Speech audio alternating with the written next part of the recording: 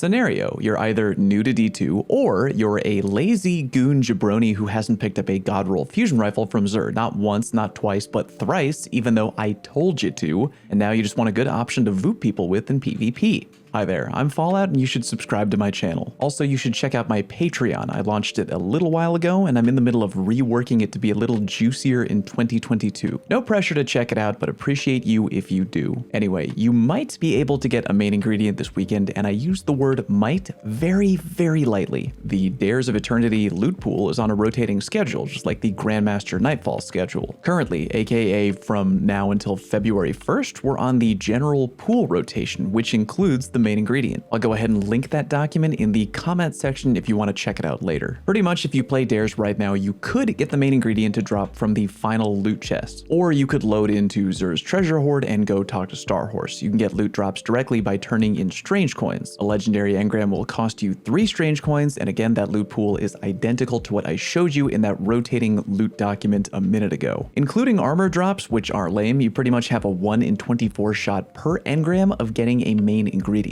You could also get a Paraversal Haul for 7 strange coins, but unfortunately the loot pool on those is a little bit bigger because it can give you exotic gear, strange coins, or even treasure keys. I don't know the odds there because I don't know how many exotics are in the pool, so I've been sticking with legendary engrams. Anyway, now that you know where to get a main ingredient from, the goal should be to farm strange coins, and that's where we hit a little bit of a wall. You can get coins from completing almost any activity in the game. You can get them from farming the boss in the new dungeon, but it won't be a guaranteed drop every time. The only guaranteed drops are either Dares of Eternity or completion of any playlist activity, i.e. PvP strikes or Gambit. You could go into Team Scorched, which is available right now, and kind of short, but again, you only get 1 coin per completion, meaning you need to do 3 games of Scorched for 1 Starhorse engram for a 1 in 24 shot of 1 gun. Not really a great farm. If, in theory, you were rolling deep in Control with a team of god tier PvP buddies, you could end games really quickly via mercying and popping off,